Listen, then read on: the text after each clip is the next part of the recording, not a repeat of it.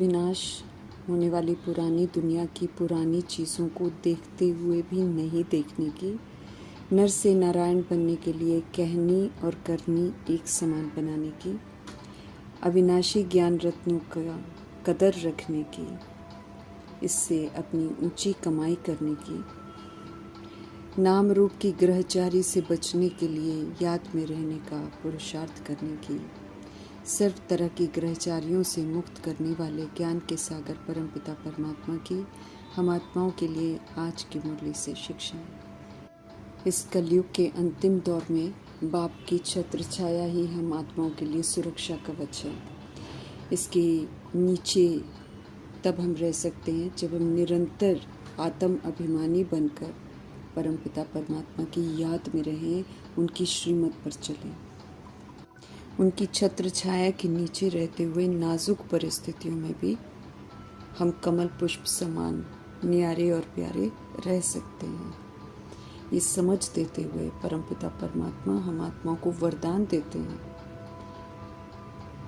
कि कमल पुष्प समान न्यारे और प्यारे रहने का वरदान प्राप्त करो। और उसकी सहज विधि है बाप की छत्र छाया के नीचे रहो। तो चाहे कितनी भी नाजुक भयंकर परिस्थितियां आएंगी तो भी हम सहज उसे पार कर लेंगे। अर्थात हम परिस्थितियों के प्रभाव में नहीं आएंगे, बल्कि ऊंची स्थिति में रहकर हर परिस्थिति को अचल अडोल शांत स्थिर रहकर पार कर लेंगे। बाप की छत्र छाया के नीचे परिस्थितियां अपना प्रभाव नहीं डाल सकती हैं और ना ही माया अंदर प्रवेश कर सकती है। संगम युग पर जब बाप सेवाधारी बन करके आते हैं इस सृष्टि रूपी ड्रामा में, तो छत्र छाया के रूप में बच्चों की सदा सेवा करते हैं। बाबा निरंतर सेवा पर रहते हैं और जो ईश्वरीय सेवा की अनुसार चलता है वो फिर छत्र छाया के नीचे स्वतः ही रहता है।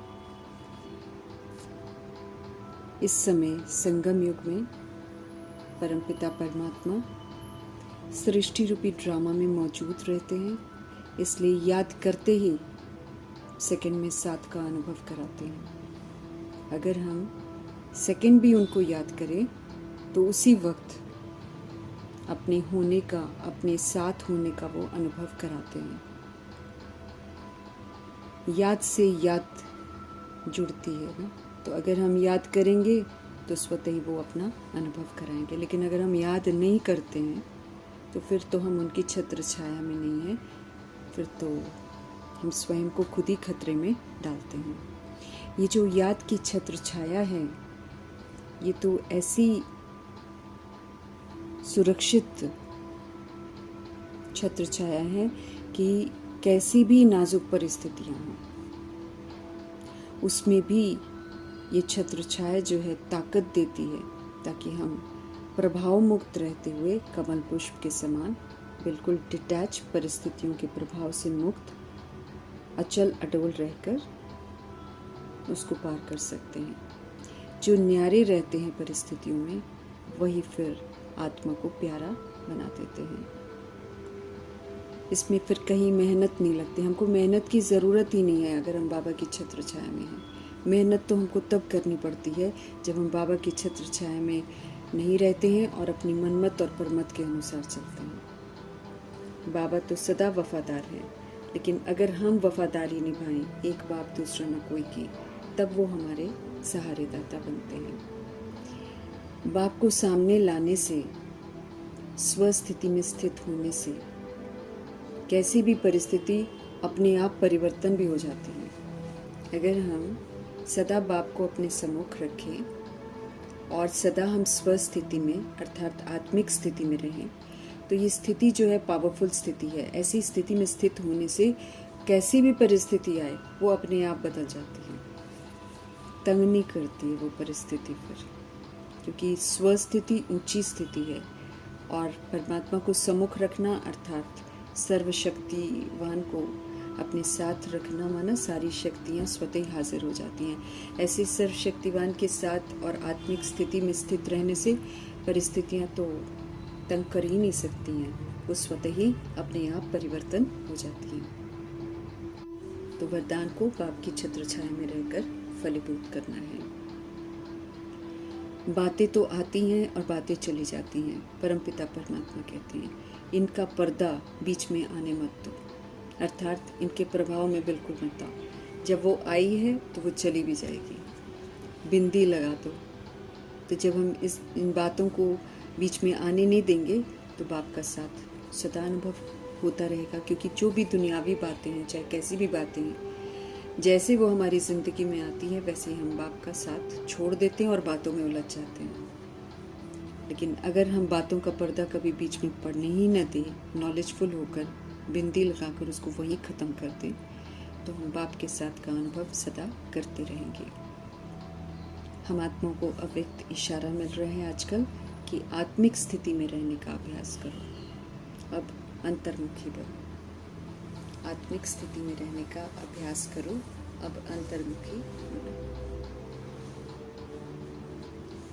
किसी भी विघ्न से मुक्त होने की युक्ति है सेकंड में स्वयं का स्वरूप अर्थात आत्मिक ज्योति स्वरूप स्मृति में आ जाए और कर्म में निमित्त भाव का स्वरूप इस डबल लाइट स्वरूप में स्थित हो जाओ, तो सेकंड में हाई जंप दे सकेंगे। विघ्न तो हमारी ज़िंदगी में आएंगे ही आएंगे, लेकिन अगर हमें उससे मुक्त होना है तो उसकी युक्ति मीठे परमात्मा समझाते हैं कि सेकंड में अपने स्वयं का जो स्वरूप है, आत्मिक स्वरूप है, आत्मिक ज्योति स्वरूप जो है, उसको स्मृति में ले आओ और जो भी कर्म कर रहे हो उसमें हमेशा निमित्त भाव का स्वरूप हो कि करावनहार परमपिता परमात्मा करा रहे हैं और महज हम कर रहे हैं। तो जब करावनहार को स्मृति में रखेंगे तो भी हम हल्के, और अगर हम अपने आप को आत्मिक ज्योति स्वरूप में रखेंगे तो भी हल्के। तो ऐसे डबल लाइट स्वरूप में स्थित हो जाएं तो सेकंड में फिर हम हाई जंप दे देंगे और विघ्नों को पार कर लेंगे। कोई भी विघ्न आगे बढ़ने में रुकावट नहीं डाल सकता।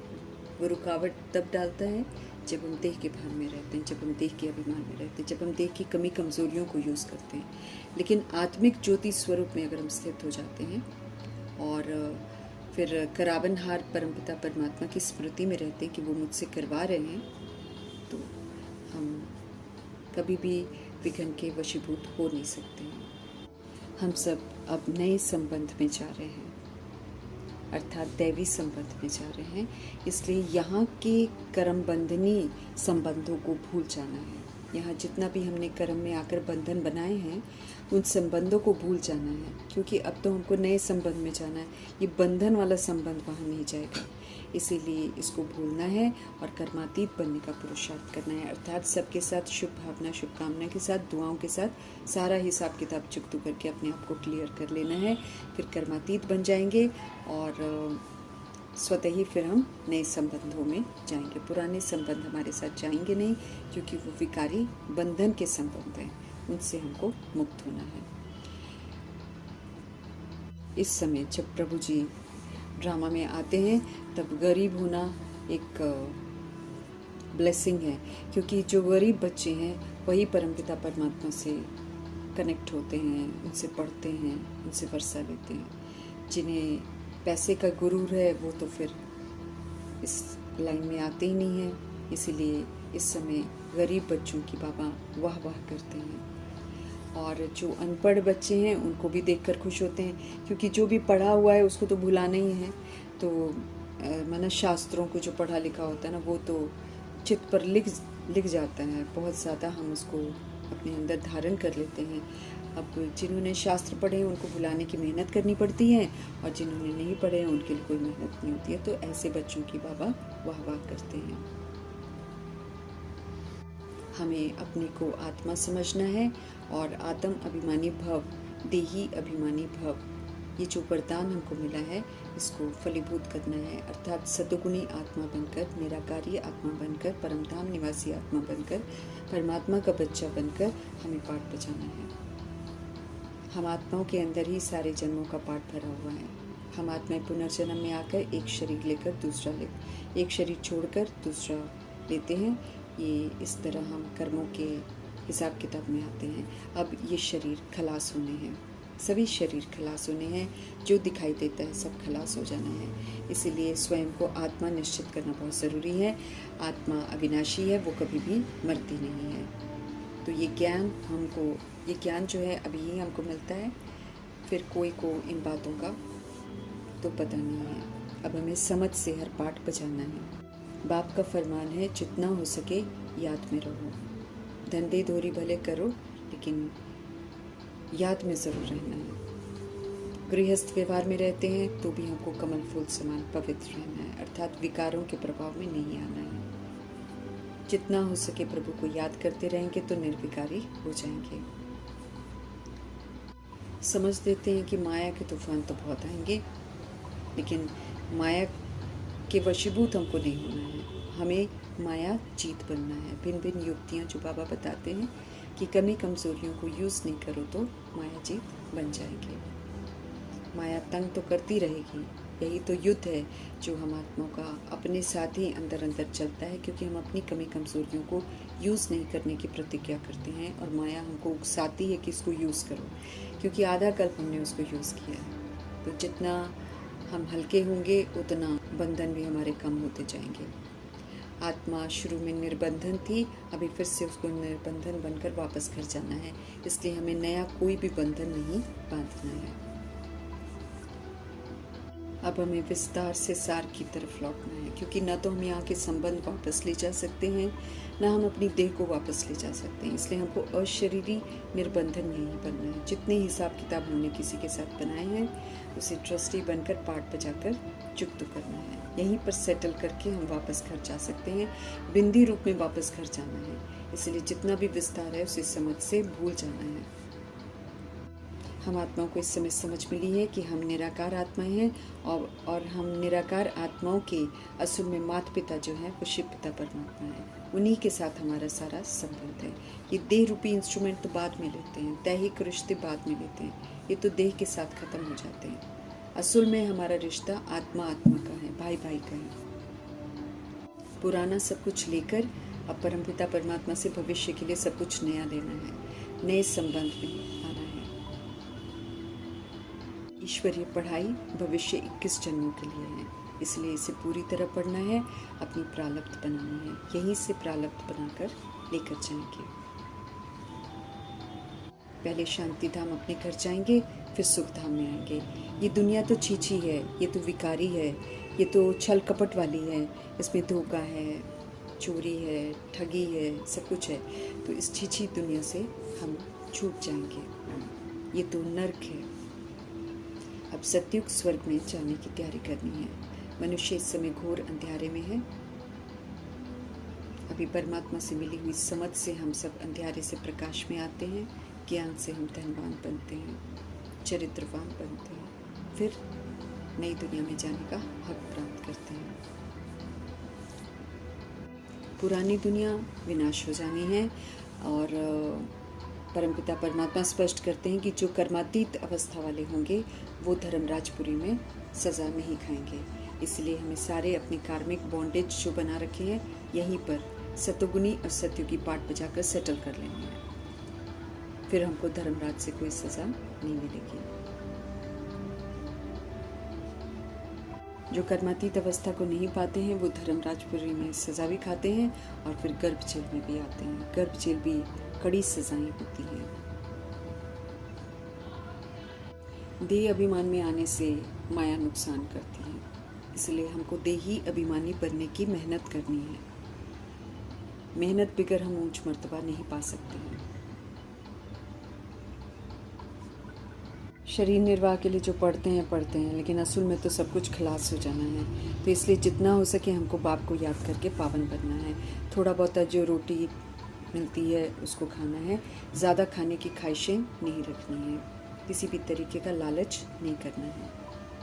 अनाज आज नहीं मिल रहा है, कल को भी नहीं मिलने वाला है, धीरे धीरे कम होता चला जाएगा। इसलिए पहले से ही थोड़ा खाने की आदत डालनी है। और जो कलयुगी आकर्षण वाली चीज़ें वो तो बिल्कुल ही नहीं मिलनी है। रोटी ही नहीं मिलनी है तो आकर्षण वाली चीज़ें क्या मिलेंगी। इसीलिए पहले से ही आदत डाल देनी है, थोड़ा ही खाने की और रोटी खाने की। वो भी जब तक हम उत्तम पाठ बजा रहे हैं तब तक हमको मिलेगी। अगर हम अच्छा पाठ नहीं बजाएंगे तो वो रोटी भी नसीब नहीं होगी, क्योंकि प्रकृति सब कुछ छीन लेगी। प्रकृति अपना हिसाब किताब लेती है।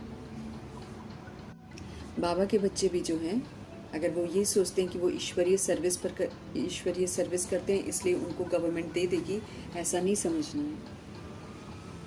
क्योंकि गवर्नमेंट जो है वो ज्ञान को थोड़ी समझती है जो कि मदद करेगी, इसलिए उम्मीद किसी से नहीं रखनी है। याद में रहेंगे, आत्म अभिमानी होकर रहेंगे तो सारे कार्य स्वतः ही होते रहेंगे। योग के कनेक्शन को सशक्त बनाना है। माया याद को ही उड़ा देती है, और जो ज़्यादा कोशिश करता है अच्छा आगे बढ़ने की, उसको और पीछे करती है, क्योंकि वो परीक्षा लेती है ना, वो कमी कमज़ोरियों को चेक करती है कि कितनी अभी भी बाकी हैं। तो फर्स्ट क्लास जब बनते हैं तो ग्रहचारी भी बैठ जाते हैं, इसलिए ग्रहचारी से भी बचना है। सदा सबके लिए दुआएं और शुभ भावना शुभकामना देते रहना है। समझ देते हैं कि योग की कमी होने की वजह से ही ग्रहचारी बैठती हैं। नाम रूप में तो कभी किसी के फंसना नहीं है। शरीर भी विनाशी, नाम भी विनाशी, रूप भी विनाशी, इसमें कभी भी फंसना नहीं है। बहुत ऊंची मंजिल है। अगर सच्ची मंजिल हमको पानी है तो परमपिता परमात्मा कहते हैं निरंतर याद में रहो। ध्यान वगैरह में जाने की इच्छा नहीं रखनी है, क्योंकि उसमें माया प्रवेश करती है, नुकसान होता है उसका। प्रभु जी स्पष्ट करते हैं कि उसका ज्ञान से कोई संबंध नहीं है। ध्यान का, ज्ञान और योग से कोई संबंध नहीं है, इसलिए उसमें भूतों की प्रवेशता हो जाती है। फालतू ध्यान लगाने में अपना टाइम वेस्ट नहीं करना है। ज्ञान तो असल में परमपिता परमात्मा आकर देते हैं, और वो खबरदार भी करते रहते हैं कि ध्यान जैसी बातों में ज़्यादा उलझना नहीं है, अहंकार में नहीं आना है।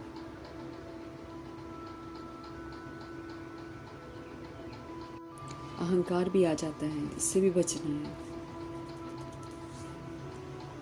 ज्ञान देने वाले शिव बाबा हैं, शिव बाबा को ही याद करना है। जैसे मम्मा को सेम ज्ञान मिलता है, मम्मा को मन मना भव का मंत्र भी मिलता है, और फिर दैविक गुण धारण करने की भी शिक्षा मिलती है, तो मम्मा उसको बखूबी करती हैं।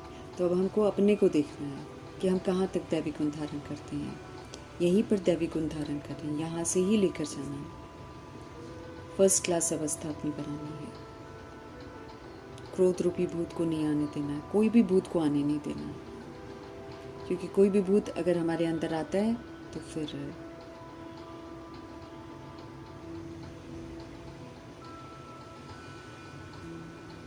हमें करने से पहले ही अपने आप को चेक करना है। क्रोध करके फिर नहीं सोचना है कि मेरे को क्रोध का भूत आया, पहले ही उसको ख़त्म कर देना है। बाद में स्मृति आने से कुछ नहीं होता, क्योंकि वो कर्मा बन जाता है।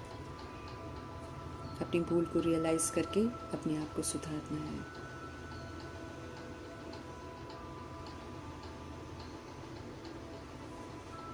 कभी भी विकारों के वश होकर हमको बिगड़ना नहीं है। बिगड़ने से भी सारी की हुई कमाई खत्म हो जाती है। घाटा नहीं डालना है अपने आप को, याद पर पूरा ध्यान देना है।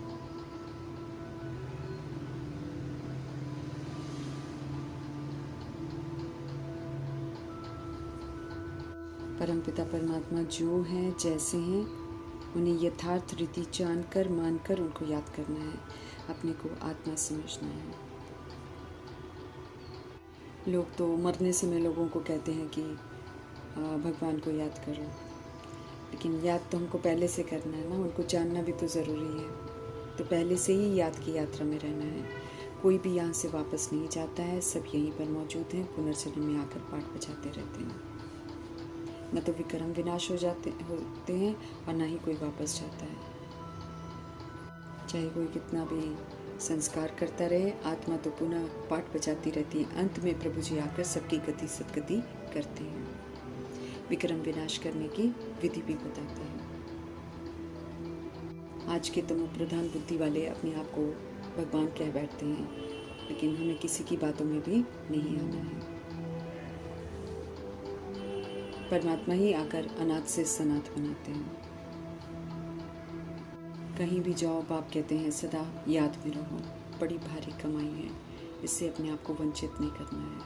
21 जन्मों के लिए हम सब निरोगी बनते हैं। बाप को अंतर्मुख होकर याद करना है। माया बुलाकर तूफान में ला देती है, इसलिए अंतर्मुख होकर बाबा की बताई हुई बातों पर विचार सागर मंथन जरूर करना है। ये पुरुषोत्तम बनने का संगम युग है, इसलिए इसे व्यर्थ नहीं गंवाना है। हम सब संगम युगी ब्राह्मण हैं, ये सदा याद रखना है। घर में मौजूद कलयुगी आत्मा या द्वापर युग की आत्माओं के प्रभाव में हमको नहीं आना है। बाप जो महीन बातें समझाते हैं उसको बहुत महीनता से समझना है, चित्त पर बिठाना है, ताकि हम किसी से भी प्रभावित न हो। खुशबूदार फूल बनने का पुरुषार्थ करा रहे हैं परमपिता परमात्मा, तो ये पुरुषार्थ करना भी है और परमपिता परमात्मा को अनुभव भी करना है। मेहनत ज़रूर करनी है, याद की ही तो मेहनत करनी पड़ती है। सदैव हंस बनकर रहना है। बगुला अगर है भी कोई तो उसके प्रभाव में नहीं आना है। कभी भी विकार का ख्याल नहीं आना चाहिए। सदा पवित्र रहना है, परमपिता परमात्मा के साथ रहना है, उच्च मर्तबा प्राप्त करना है।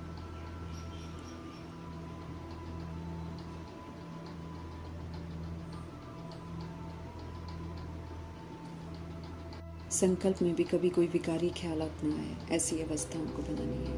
अपवित्र बनने का ख्याल ना आए। परमपिता परमात्मा हर प्रकार से हमको राय देते हैं ताकि हमें किसी भी तरीके की सजा न मिले। तो श्री श्री परमपिता परमात्मा की श्रेष्ठ मत पर चलकर हमको श्री बनना है, अर्थात श्रेष्ठ बनना है। सतयुग में आने वाली आत्मा जो है नंबर 1 श्रेष्ठ है, तो सतयुग में आने का पुरुषार्थ करना है। ईश्वरीय सभा का कायदा है कि ज्ञान रत्नों की कदर करो, तो हमें ज्ञान रत्नों की कदर करनी है। उबासी आना मतलब हम डिसरिगार्ड कर रहे हैं, इसलिए सदा जागरूक रहना है, सचेत रहना है और सुरजीत रहकर हर बात प्रभु की समझनी है। हमें ज्ञान धन से धनवान और चरित्रवान बनना है। यहाँ सूक्ष्म विधि से तो भविष्य में स्थूल विधि से धनवान बनते हैं। बेहद का वर्षा लेने के लिए हम सब फिर से प्रभु के पास आए हैं, तो उनकी श्रीमत पर चलकर वारिस बनना है। बाप दादा जो बार बार हमको समझाते हैं कि ये गंदी दुनिया है, इससे हमारा बेहद का वैराग होना चाहिए, तो उनका कहना ज़रूर मानना है। समझ देते हैं कि इस दुनिया में जो कुछ तुम देखते हो वो कल नहीं होगा, इसलिए किसी भी चीज़ से कोई ममत्व नहीं रखना। यहाँ तक कि मंदिर, ये भी इनका भी नाम निशान नहीं रहेगा, क्योंकि स्वर्ग में कुछ भी पुराना नहीं होता ना, इसलिए सब विनाश हो जाता है। आंखों के सामने ही विनाश होगा। वास्तव में तो किसी भी चीज़ का कोई मूल्य नहीं है इस समय, लेकिन फिर भी इस समय पुरानी चीज़ों के बहुत दाम लगा कर बेचते हैं। अब सिवाय एक बाप के और कोई भी हमको सत्य नहीं बताता है। भगवान ही आकर हम आत्माओं को अनमोल रत्न देते हैं और फिर अनमोल बनने की विधि भी बताते हैं। किसी भी बात में कोई संशय नहीं रहना चाहिए। परमपिता परमात्मा राजा ही देने के लिए आए हैं, तो फिर स्वराज्य अधिकारी बनकर श्रीमत पर चलकर अपने आप को उस लायक बनाना है। स्थूल भोग की तो रस्म बना रखी है, रीति रस्म बना रखी है, लेकिन एक्चुअली तो संकल्पों का भोग लगाने के लिए बाबा कहते हैं। वो हमेशा कहते हैं सभी के लिए समर्थ संकल्प करो, शुभ संकल्प करो, शुभ संकल्प करो, वो असूल में भोग है। बाकी जो स्थूल भोग है वो तो बच्चे खुद बनाते हैं और खुद ही खा लेते हैं। तो इसका ज्ञान और याद से कोई कनेक्शन नहीं है, प्रभु जी स्पष्ट कर रहे हैं। अल्फ को और बे बादशाही को याद करना है। हम सब परमपिता परमात्मा के सच्चे आशिक हैं, तो एक माशूक के साथ ही अपना सारा संबंध रखना है। सबको आकर दुख से छुड़ाते हैं परमपिता परमात्मा और सबको शांति और सुख देते हैं। ये संदेश सभी को देना है। विश्व में शांति बेहद का बाप कैसे स्थापन कर रहे हैं, सो आकर समझो, ऐसे बोर्ड लगा देने हैं, ताकि जो भी जागरूक होगा, उत्सुक होगा, वो ज़रूर आएगा। 1 सेकंड में विश्व का मालिक बन सकते हैं। 21 जन्मों के लिए बनना, तो अगर बनना है तो आकर समझो। ये युक्ति बता रहे हैं भगवान कि 2 पैर पृथ्वी भी 3 पैर पृथ्वी भी लेकर हम हॉस्पिटल यूनिवर्सिटी खोल सकते हैं। इसमें रूहों की सेवा होती है, रूहों की ट्रीटमेंट होती है, रूहों को पढ़ाया जाता है। 21 जन्मों के लिए फिर निरोगी और पढ़ाई से स्वर्ग की बादशाही मिल जाती है। अब नाटक पूरा हुआ है, लगभग सारे एक्टर्स जो हैं वो स्टेज पर हैं, समाप्ति होने वाली है और सभी आत्मारूपी एक्टर्स जो हैं शरीर से मुक्त होकर शिव के साथ जाएंगे। कुछ तो सजनी बनकर जाएंगे, कुछ बाराती बनकर जाएंगे, कुछ मच्छर में से जाएंगे। ये सब कितना हम प्रभु के बनते हैं इस समय, उस बात से तय होता है। जाना सभी आत्माओं को है। अब ये अपने ऊपर निर्भर करता है कि कितना हम उनका कहना मान कर जाते हैं। जो कहना मानेंगे वो सज़ा नहीं खाएंगे, जो नहीं कहना मानेंगे वो सज़ा खा कर जाएंगे।